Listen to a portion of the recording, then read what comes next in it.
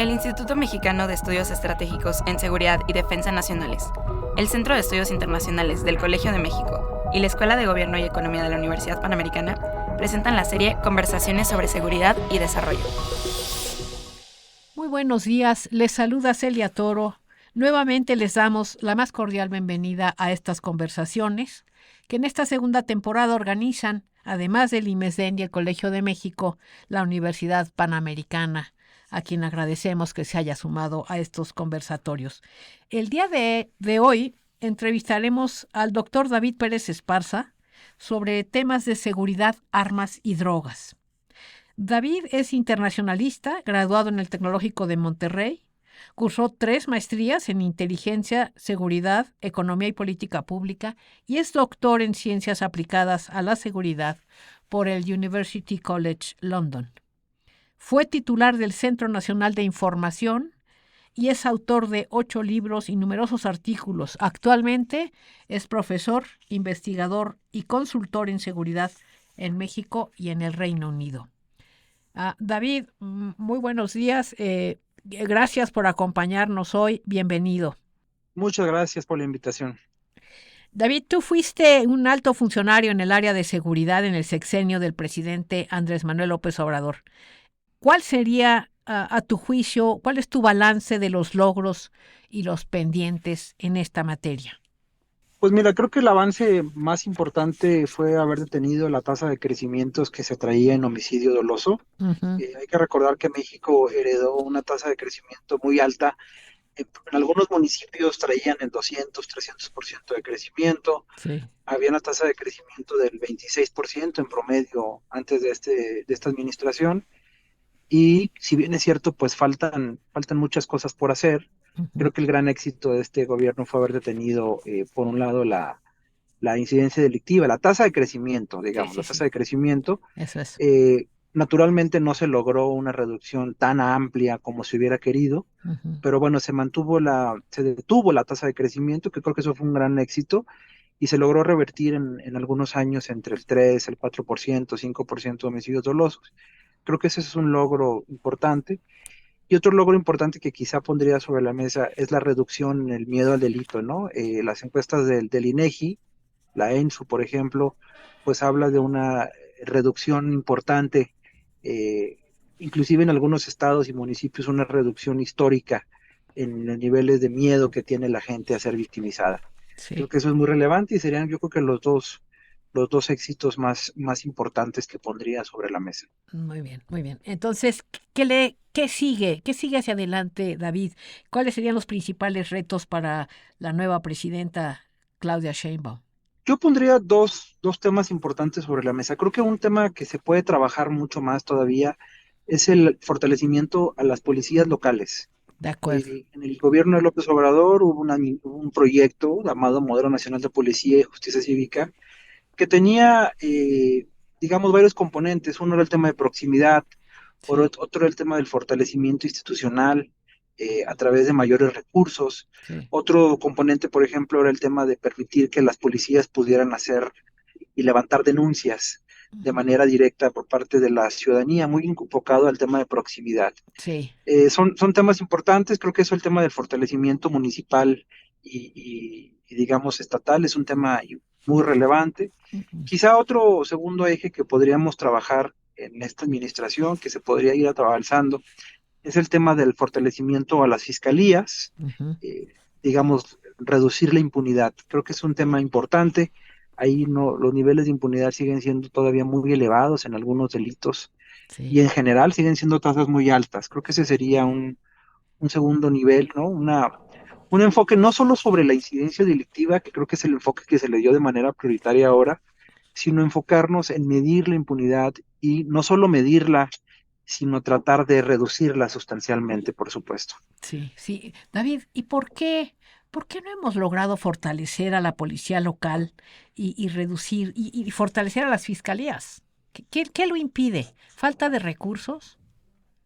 Creo que hay una falta de recursos, pero por ejemplo, realmente no solo es la cantidad, sino la calidad de recursos. Sí. Hay un tema, por ejemplo, que ha sido muy difícil de entrarle y tiene su complejidad, que es la regulación de la forma en que los municipios y los estados gastan en seguridad. Ujú, Hay un proyecto que tuvimos en su momento que era regular el Fortamun. El Fortamun es un fondo de fortalecimiento municipal, de ahí ujú, su nombre, Fortamun, que básicamente lo que permite hoy es que los municipios puedan gastar con mucha libertad, diría yo, inclusive un exceso de libertad, ujú. los montos a los que destinan distintos rubros o gastos, ¿no? Sí. Entonces, pues casi cualquier cosa puede ser seguridad a la luz de un presidente municipal o un tesorero municipal, Ujú, y no existe ahorita una competencia fuerte por parte de pues de una autoridad superior, ujú.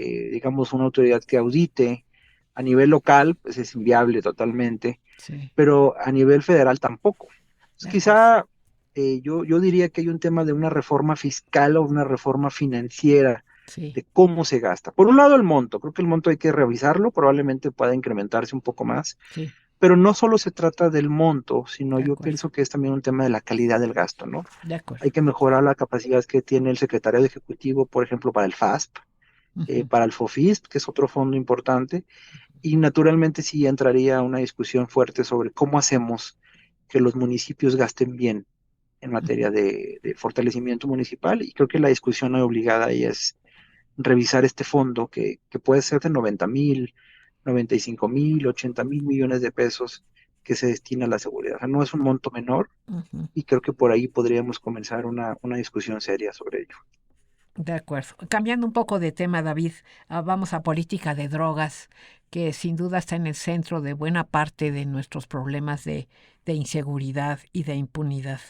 Em, Tú personalmente has sido muy insistente en que en que quizá haya que modificar la política de drogas. Sí necesitamos una política de drogas distinta, David.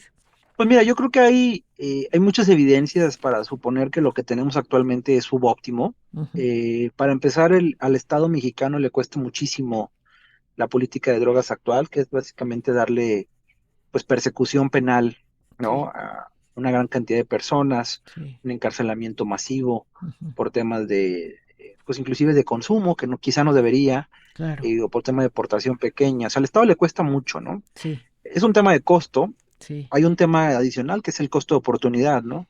Que Ujú, es qué podría hacer el Estado con esos recursos, quizá orientándose pues en otras cosas que sean, por ejemplo, orientadas a la prevención, sí, o por ejemplo orientadas a la rehabilitación, ¿no? sí. Quizás las clínicas de manejo de adicciones que no tienen los fondos que deberían. Ujú, Eso por un lado. Por otro lado, tenemos a un vecino, en el caso de marihuana, por ejemplo, es muy evidente que pues se ha avanzado muchísimo en temas de regulación en Estados Unidos. Entonces sí estamos en un esquema muy paradójico de que, por ejemplo, en marihuana, ¿no? Que es un tipo de droga que no es la más importante quizá para muchos mercados por tema sí, de fondos, sí. pero que sí significa una paradoja muy fuerte que México siga pues entrampado pues Políticas digamos, de en su lucha, prohibición. ¿no? Ajá, En su lucha política y en su lucha estratégica, inclusive táctica, por supuesto. Y por otro lado tengo a Estados Unidos con altos niveles de consumo y altos niveles de permisividad, ¿no? Entonces hay una sí. paradoja ahí relevante, pero quizá la consideración más importante también es que no deberíamos pensar, creo que la regulación en materia de drogas va a ser suficiente para reducir la violencia. De Que acuerdo, también creo que ese es el otro extremo. O sea, también hay que de ser muy acuerdo. cautos con Claro, no es con esa automático. impresión. Sí. Sí, hay que tomarlo en consideración porque en el fondo se trata en México no solamente de narcotráfico, que es lo que mucha gente insiste en decir, Ujú, sino de delincuencia organizada. Y eso sí, es quizá todavía peor, claro. porque lo que significa es que son grupos armados que están dispuestos pues, a ser delincuentes porque pueden pueden, digamos, mover personas de manera ilegal, pueden mover huachicol o venderlo, Sí, pueden sí. vender servicios de protección a través de la extorsión. O sea, realmente se trata de delincuencia organizada. Ujú, Entonces, aún en un escenario en el que pudiéramos regular algunas de las drogas, pues eso no quiere decir que seamos capaces de reducir la violencia necesariamente. de acuerdo, estoy ¿Sí? totalmente de Entonces hay que acuerdo tener contigo. mucho Sí, cuidado con el eso, ¿no? narcotráfico es solo una parte de la delincuencia organizada y ya no es la más importante. Totalmente de acuerdo contigo. Tenemos también otro tipo de fenómeno y de problema. Eh, a ver, Así es, otro de así cambio es. también un poquito en esa dirección. Tráfico de armas, David. ¿Qué, ¿Qué hacemos con el problemón que tenemos del tráfico de armas, que también implica a nuestros vecinos, por cierto? Sí, bueno, también igual que considerar, nuestros vecinos pues son los mayores productores, consumidores, importadores y Sí, vendedores de armas. El mercado de Estados Unidos es un mercado muy complejo, donde básicamente hay dos o tres esquemas para la adquisición de armas. Unos son los gun shops y otros son los gun shows, ¿no? sí. Los gun shows particularmente son un esquema donde es muy fácil hacerse de un arma casi Ajá, sin ningún tipo de restricción. Entonces, por un lado tenemos esto. En México lo que tendríamos que estar trabajando son campañas de desarme mucho más fuertes. sí, Si bien es cierto, no van a resolver el problema, porque obviamente quién va a quererse desarmar si eres parte del grupo criminal, ¿no? claro. Pero había que trabajar más sobre ello. En el fondo, creo que la gran solución para México, además de lo que creo que fue muy relevante en esta administración, que fue el tema de la demanda de armas, que fue muy relevante por Sí. lo simbólico y por las posibles implicaciones que tenga, Ujú, pues México sí tendría que poner en orden la casa en materia de control fronterizo. de acuerdo. Creo que ahí hay mucho que hacer, o sea, México tiene que entender las debilidades que tiene en la frontera norte, Ujú, la gran porosidad que se mantiene, a pesar de muchos avances que hay que reconocer, sí. pero en el fondo la frontera sigue siendo muy porosa para que las armas ingresen con gran facilidad, ¿no? Ujú, Ahora es una frontera compleja, es una frontera larga, es una frontera difícil, y quizá la manera más sencilla de ir priorizando el problema sería a través del entendimiento del mercado, por ejemplo, de los gun shows, ¿no? sí, Yo he insistido mucho que es un tema que hay que entrarle, hay que entender cómo funcionan los mercados negros, sí. porque los mercados regulados de armas en Estados Unidos, pues de alguna manera están regulados, y ahí a lo mejor se pueden mejorar ciertas cosas, pero digamos no es tanto el problema. Lo que hemos estudiado y hemos encontrado es que son los mercados negros donde tendríamos que estar, los mercados negros en Estados Unidos, ¿no? De Mercados acuerdo. grises, como se les Ujú, llama, los gun shows, que son los bazares, ¿no? ujú, Eso por un lado, y por otro creo que también a México no le caería mal una discusión sobre la ley de armas. ujú, La Ley Federal de Armas de Fuego y Explosivos es del 72, sí, tiene ya pues, casi 52 años, híjole. y muchas de las armas Ni existían. que están reguladas ahí no existían Sí, justamente, claro, ¿no? sí. Entonces hay que tener una discusión con las autoridades judiciales y las autoridades de las fiscalías Sí, sobre cómo modernizamos esa ley, sí. cómo la simplificamos para que las autoridades la puedan ejecutar de manera más clara. Creo que por ahí podríamos avanzársele. Eso está muy interesante, ¿no? Me parece sumamente importante y no lo había escuchado, lo de reformar la Ley Federal de Armas y Explosivos. Se nos acaba un poco el tiempo, David, no sé si quieras decirnos algo que ya habías mencionado que se refiere a la reforma de las fiscalías. Parece ser un tema clave en todo el problema de seguridad del país, por donde lo quieras ver. ¿Por dónde empezamos? ¿Qué hacemos? ¿Qué le recomendarías a la nueva presidenta de México? Mira, creo que hay un tema de recursos en efecto, pero no deberíamos quedarnos con esta discusión. Sí, Creo que uno de los mayores temas que podría trabajar las fiscalías, por ejemplo, es hacerse de información a través de la denuncia anónima.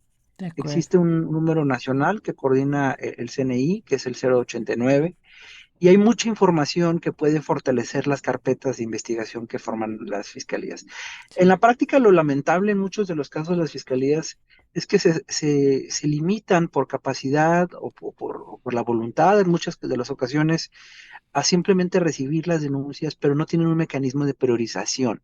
de acuerdo. Y como dice el dicho, pues el que mucho abarca, poco aprieta. Ujú, ujú. Creo que habría que entrar a una discusión de los planes de persecución penal y que las fiscalías tengan la capacidad para focalizar sus recursos, que son escasos, Sí. en algunos delitos de alto impacto. Creo Ujú, que la focalización va a ser un esquema. Otro esquema, como ya decía, el tema del fortalecimiento de la denuncia anónima que apoye las denuncias formales. Y quizá también lo que habría que discutir mucho es este esquema de los delitos que son perseguidos por querella o por oficio. sí. Creo que habría que entrar a ver si ese es el mejor esquema. Ujú, eh, y por un lado, yo creo que es lo último que habrá que tener en cuenta son las fuertes debilidades periciales. Hay sí, fiscalías que le han metido muchos recursos a distintos tipos de áreas, sí. pero las partes de investigación pericial, o sea, lo que es la búsqueda de ADN, de fluidos de las personas, de cabello, toda Ujú, la parte de criminalística de laboratorios, hay que entrarle a una discusión mucho más fuerte, porque en gran parte de las entidades esos laboratorios pues o no existen o están muy, Muy mal muy debilitados organizados. realmente. Ujú, ujú, ujú. Así es. Creo que habría que entrar en una discusión de cómo fortalecemos esos laboratorios para que justamente se pueda reducir la impunidad. De acuerdo. David, pues muchísimas gracias. Ojalá que nos escuchen, que te escuchen con estas propuestas que parecen muy sensatas y viables, al parecer viables poco a poco, pero creo que sí hay que caminar en la dirección que tú nos dices. Te agradezco muchísimo que nos hayas regalado estos minutos para conversar sobre seguridad, armas y drogas. Ojalá podamos invitarte otra vez más adelante. Gracias, David. Por supuesto. Muchísimas gracias. Ok, terminamos así otro episodio de la serie Conversaciones sobre Seguridad y Desarrollo que organizan el Instituto Mexicano de Estudios Estratégicos en Seguridad y Defensa Nacionales, el Centro de Estudios Internacionales del Colegio de México y la Escuela de Gobierno y Economía de la Universidad Panamericana. Se despide de ustedes Celia Toro. Hasta pronto.